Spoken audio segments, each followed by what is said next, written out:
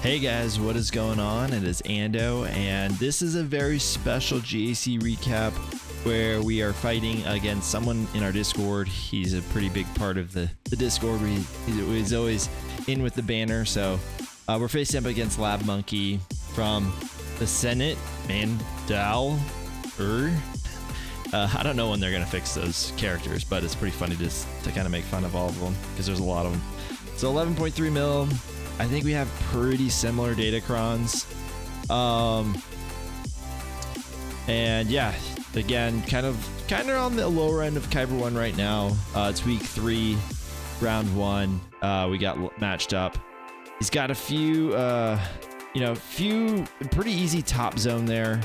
And down below there was 2 GLs. So when I saw that, I was like, there's got to be more GLs, right? I was not convinced that he was just gonna set 2 GLs on me, and so I was like, okay, we need to probably play this like that. Now, the thing with me with set 9 is I just love it. I love it. Seriously, to me it's the open port of theory crafting. It's just so much fun. There's so much potential everywhere. One thing though that it has cost me is I like to experiment. The problem is that it comes at the expense of wins. So I know that Cere's in here. She's a hard target for gas to beat, right? But that doesn't stop me. So I was like, I think we can do it. I think we can do it. And especially, you've got a taunter in here. You've got Ben, and then you have to be careful with Mando or Armor because as soon as she gets her 3 stacks, you can't crit anyone anymore. This had like 200% defense on the cron, on the enemy cron. So you can see like we're not doing much damage onto any of the characters here. So it's a risk, but like I love that risk. I love that like what this set has been able to do. So I want to test it, and I want to kind of go for high risk counters because it's just fun. But yeah, that being said, I knew that this one was going to be something like that. So ideally what I want to do is a aerial advantage onto Ceres because we're just not going to kill anyone until we've killed Ceres. And then we have to quickly kill Armor so that way she's not allowing. Now I am critting her so she can't do her, her move, and that I think is helping for sure. Now Ceres is dead, so they're not re-healing every single time we crit them. And so that's a huge plus for us. They're not gaining turn meter as much either. So now we're kind of in the spot where okay, we can make a move potentially, but obviously they put lifeblood on her, and so that's gonna delay us a little bit too. Again, these matches, if we had 6-minute matches, Gas versus Ray would not even be an issue. It's not a problem whatsoever. It's never a problem with survivability. At least if you're modded correctly. It's always a question of can we get kills fast enough, and so we're starting to get kills pretty quick, and I'm excited. 2 minutes left, but again, 200% defense. And the problem was we opened up armor shreds on Armor so that way we could reduce her cooldowns by 2. So maybe that was a mistake on my part. With 200% armor, we really just need another armor shred or 2 on Ray, and now all of a sudden she's kind of in a position where she put herself into damage immunity, so we know that a saber is going to come next. So now it's just about trying to make sure we don't run out of time. I thought we were we're good. We've got over a minute left. But the thickness, the thickness cron, and just the amount of defense that's on this team right now through the cron is just too much right now. There's the second armor shred, and now we'll start to see a little bit more damage put on her. Even there, 8,000, 6,000, 8,000, right? Gas, 60,000. So we are getting close and closer. So it is getting there. So now we've got that, right? We just need an aerial advantage. We could kill Ben Swolo, but of course she goes into ult. She stays. The problem with this match is, again, right now 2/3 of the match, well, maybe about half of the match, she stays in her ult form, and you just can't get around that, right? Like if I could aerial advantage right now, I would kill Swolo and I could kill Ray pretty quick after that. Unfortunately though, we time out. But again, it's not about winning and losing. Sometimes it's about just doing stuff that's fun and testing stuff out. So I was really like, I've been so happy with this set because it's just been huge amounts of fun. There's so much possibility. The theory crafting aspect of this set is actually just really, really fun because things survive longer. And if things survive longer, you can get, you know, whether it's, you know, you outspeed them, you know, with the turn meter, or you get more damage stacking, or whatever the case is. There's a lot of that going on here. So went ahead and did Troopers versus the Zori. Their Finn wasn't as fast as my Moff Gideon, so I just decided that this would probably be the best case. I think there was quite a bit of defense on this one as well, because we were kind of really stalling on resistance, or not resistance, just the OG Finn. And I don't even think this was an Ami Zori, so it's she's fallen quite far, actually. You know, there's another case of a character that came out with an Omicron and also a Datacron and made us believe that she's going to be really good. This is where me checking to see what all was in this, just to make sure. It's still a good team. It does demand some respect, but it's not what it was before. I think I cut this fight out, actually, or maybe I keep this one in. There's a few that I cut out just because of timing. This was like originally like a 55-minute long video. I speed these up by about 30%, 25 to 30%, just to kind of get through stuff a little bit quicker. Looks like I am keeping this one. I think the reason why I kept this one is because you have to, with Lord Vader and the Thickron, you have to kind of play this a little bit more carefully. You really need to be entering into ult whenever Darth Maul has his 5 stacks, or else it can get really scary. And I think he unloads them all into SLKR, and that's why I kind of want to show you a full, I think he's R8 Maul right there. Took me down to almost half health. A GL at R8 that's modded pretty well. Took me down. So, and the other thing is, especially with this double tank variant, is it can get very, very close to a timeout. Now, I think I go a little bit early here on the actual ult myself.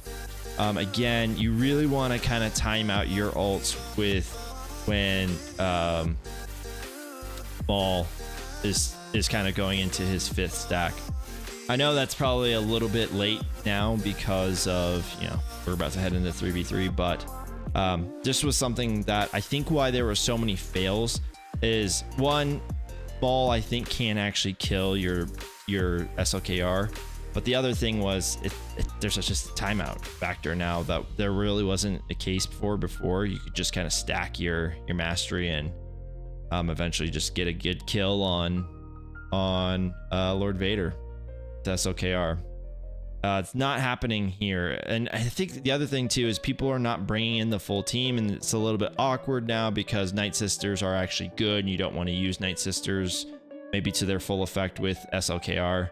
So yeah, while I'm in ult, I'm actually kind of partaking into the let's do at least 2 pokes, then we can do a swipe, just so that way we can kind of keep that up. And I did the swipe there because I wanted to kill Maul. I remember that. I didn't want him unloading 5 stacks on me, or on anyone really. And so yeah, this is a trickier fight. Like I said, it's still very winnable. It's just trickier. So yeah, this I believe we win this one. I think actually we even win this with SLKR. But yeah, Lord Vader definitely was supposed to be respected this season, and I know, like I said, this is after the fact, so it's just, I know probably most people don't really care so much anymore, and I can't blame you, but just act like you care for Lab. Just kidding. Yeah, it was a fun match though. I mean, honestly, it's always fun to play against someone that you know, and also that they kind of come forward and say that because you never know, right? Like some guys just, I think they keep it like somewhat, not a secret, but they just they clear you, then they win, and then or whatever, or like the match is over, and then they kind of come forward and they're like, hey, great match kind of thing, and it's just kind of weird and awkward. It's like, oh, we could have been talking before, man. Like I'm preparing for my next one. Anyways, I did bounty hunters there. I knew I was gonna two-shot that one. I did bounty hunters, and then I cleaned up with Bad Batch there. Again, because I just didn't buy that there was only gonna be 2 GLs on defense. So there we go. There's JMK in the back, and then it's the same C squad that I pitched in my video that people, you know, they took out of context. So one thing that I've been trying this season was with pretty decent success is Trench. Now, I don't know if he added JTR just because of this, but I did think to myself, JTR is probably going to mess this up, but we have to try it anyways, right? Like this is, again, part of what I think my duty is, I guess, so to speak, is to, you know, as a content creator, is to try and like find more counters, because what ends up happening is people just take the same .gg counters and then they just say like, oh, that's the only counter to it. And like when I first did this counter, and it was, you know, it was a different comp, but it was actually more relics for most of the characters. Everyone was like, yo, you only kill this team with GLs or like gas or, you know, Ami Traya kind of stuff. And I was like, dude, I think this can work, man. And that's the fun part about this. And again, that's kind of what I feel like is my position, right? You know, I receive monetary stuff for making videos. I receive monetary stuff for doing streams. The thing that I can perhaps give back is that maybe you don't have to waste your crystals by losing a match by trying to science stuff, and I can do it on my own. So anyways, total fail here because, like I said, JTR in this squad, all the debuffs just gives her like unlimited turn meter. She can, you know, dispel the taunt that is on you know, GBA, and that it just, you know, Ahsoka Fulcrum is just crazy on this squad. She has so much damage. And so yeah, she just kills everything apparently. And then I think I do like a couple more seconds of this and I'm like, okay, this isn't gonna work. Let's just go ahead and use like BP Mar or something like that. But yeah, this did work.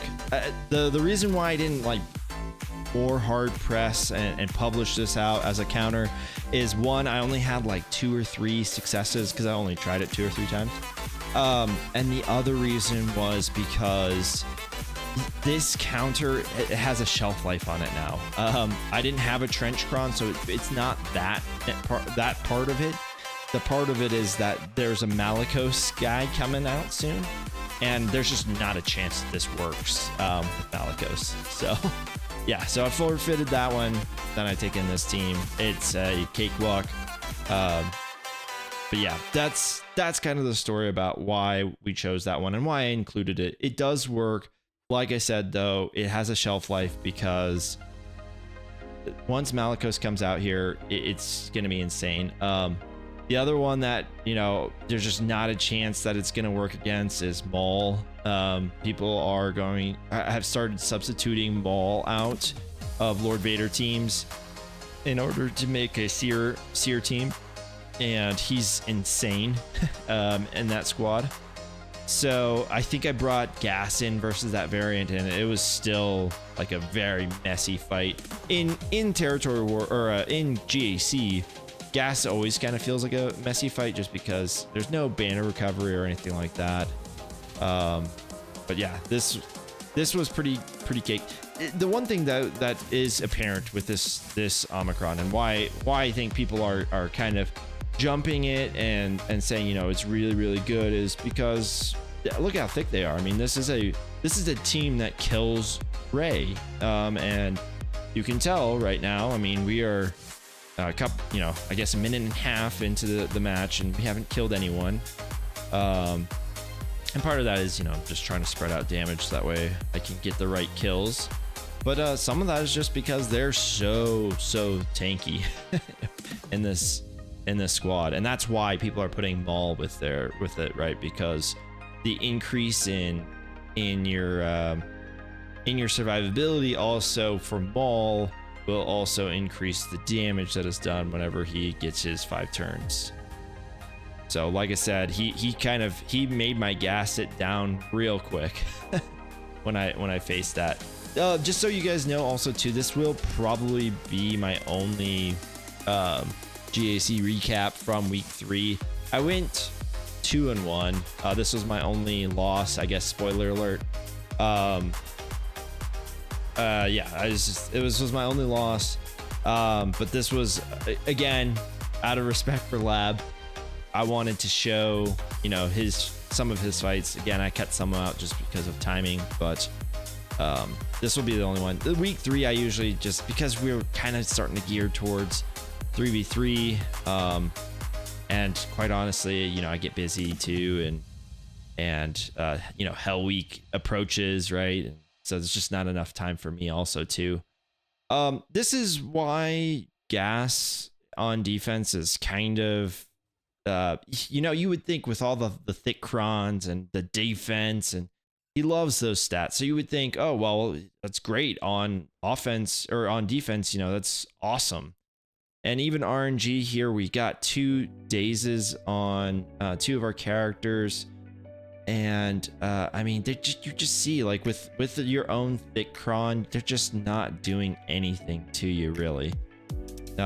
So it's still the same counter, right? And I think that's the value in Datacrons, is that a Datacron should push you to being able to do something different, or should be able to pull out a different counter. If it's doing the same thing that it was before, is it really adding, like, what's the value add here?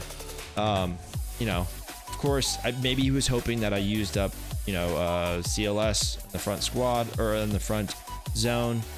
But that being said, we didn't do that. So, I mean, this is still, the only difference is that Gas stands up a few more times. But yeah, it's just not, there's not much going on here, right? Like, we're still, if you look at the health and protection bars, we're still doing pretty good. So yeah, I think we'll finish this with like a 62-ish, 63. Yeah, so not much happening there, right? So it is what it is. Now, JMK is a good call in the back. You know, Mace Windu makes this a little bit easier if you have your own JMK, because then you just do this. You don't even have to wait for the first ult, you just go right in.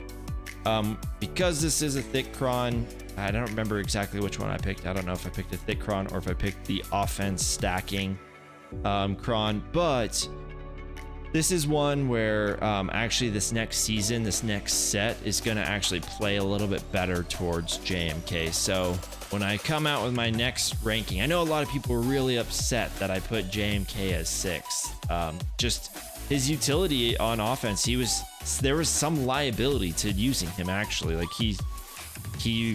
there were times where, you know, it's just an RNG counter whenever it comes to Jabba, quite frankly.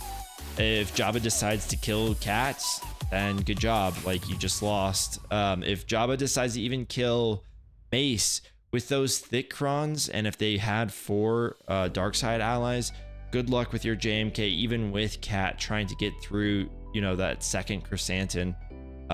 He's entirely a thick boy. Like, those R9 Chrysanthemums are no joke underneath that that cron. So it was tough. Those ones were tough. Even Lord Vader, you know, there was times where I don't remember if I timed out using JMK against Lord Vader, but it got close. If I didn't time out, it got close. And I remember a few times where I was like killing the Lord Vader with like 5 seconds left or something. It got close, but you know, JMK versus JMK, pretty safe still. Eventually the bonus protection will run out, and then you can crit, and then it's just kind of over. As soon as you can crit, kind of deal. So again, not a bad call though, especially if he figured that maybe I was going to use JMK in the front. Yeah, not a bad call. And he didn't place Jabba, so I couldn't. He watches my stream, so he didn't want me to Night Sister 2-shot, or he didn't want me to even Night Sister 1-shot, which I'd be gotten a few times this season. So I tried Night Sisters here. I was pretty sure we weren't going to kill C, but what we could do is kill the sides and then, you know, go from there. Really what you want at the end of the day is actually for your Night Sisters to die, because that's what's gonna just put all those plagues, right? So that with this Datacron, the plagues just spread like crazy, and you can see they are spreading like crazy. And so yeah. And you also want the kills so that way the link also goes away. The thing is even with the link going away, you'll see here soon. So I can put a heal immunity on these guys, and pretty soon we're able to. So if you put the heal immunity on, they all just die, right? Because they're trying to re-heal, but they can't cleanse. And so yeah, it just kind of sits there, they die. And now all of a sudden, the problem is though, we just got the link, and so now no one's around. None of these ads are around to actually kill zombie or anything like that.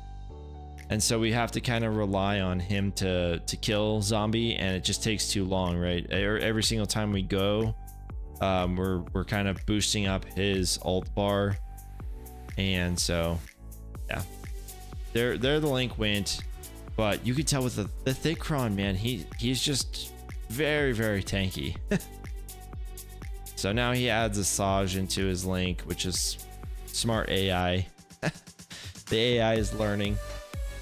But yeah, anyways, this is gonna be a loss as soon as I tried to see like if an instant defeat. I didn't remember the rules of it. I was just like, maybe if we do an instant defeat, like we won't die. Oh, it was it's a worthy cause, but it did nothing for us. And then this is just where I auto basic it. I don't even know why I picked basic. I think it was because I was just like, hey, we're gonna lose, let's just kind of get this over with. I don't want to see like 17 animation with, you know, what's her name, Marin. I just wanted her to do basics and for her to die. And then I don't remember if I show the cleanup for this at all.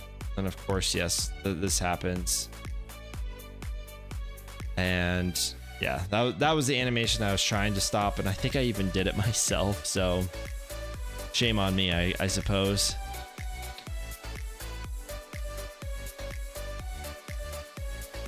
Yeah, like I said, I think we end up dying soon. I remember thinking to myself, this is painful, actually. Should already be dead. But as you guys can see, man, he's pretty thick with that thick cron. And so yeah, I'm just now noticing, Lab, do you only have 4 Zetas on your C? I think I just decided like, hey, that's what it was. I wanted to wait till the link, and then I was just gonna time out here. So yeah, unfortunately I didn't edit this out. I forgot about this. It'll be 15 more seconds of our lives while we sit here. But if we can, just go ahead and write in a comment on the comments that Lab only has a 4 Zeta C, apparently. I don't know. That's what it says on the top right. I don't know if that's just misrepresented or what. No, there's 6 there. I don't know. Oh, that was weird. I don't know why that's there then. On the little picture up the top right, it says 4. Now it says 6. I don't know. Weird. So I decided to take GG here. You know, the data on GG versus Sith Eternal this season, I thought it would be in favor of Grievous. It seems like it still actually is not. But that being said, it's an easy cleanup. So just gonna go ahead. You put that heal immunity on him, then you just kind of keep hitting him. Again, we didn't have Newt because we used him with Trench. So okay, and then he placed a team. I just placed this up here just so that way you guys could see, like, this team still gets Wampa'd.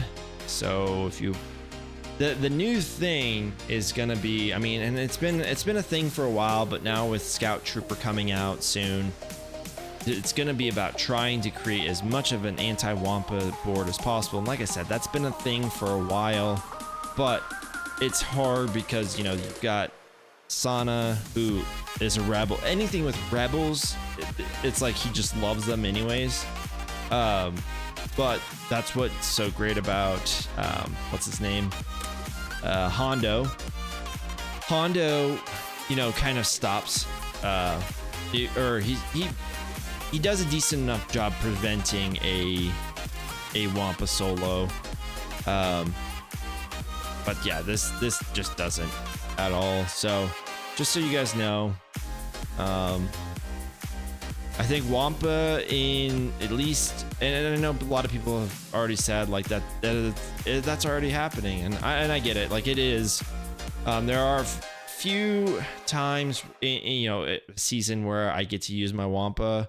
I just think that that's going to become more and more of a rarity to being using your Wampa. So just so you guys know, like, I know it was one of those top Omicrons for so long, but we're starting to see how those are kind of gonna get cycled out, right? Like, I think there's always gonna be this whole, you know, hey, what's good a year ago isn't gonna be so great, you know, in next year. So it'll be interesting to see how they play this. Anyways, I put this one in here because I was rushing because my wife was on a walk with my son and my daughter, with my mom, and I wanted to finish this, you know, as a husband and as a father. Sometimes you try and finish things fast so that way you can help out whenever they're back or whatever.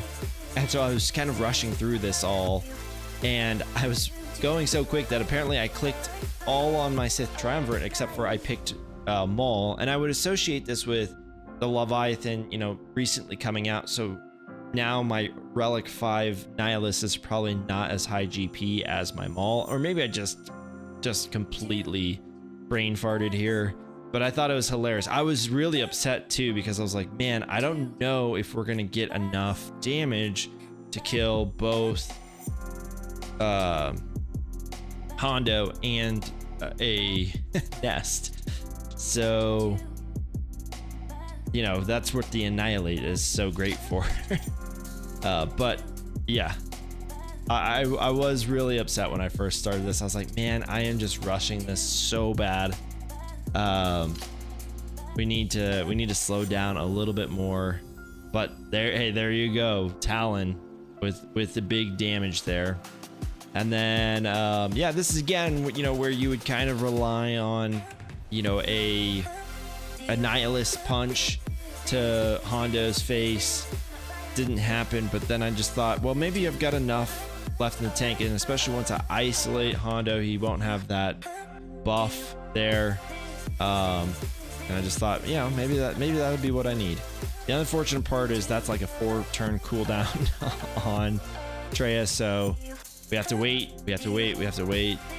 or have to hope that someone else can kill him in the meantime and that he doesn't dodge. So we are laying decent damage in on him though.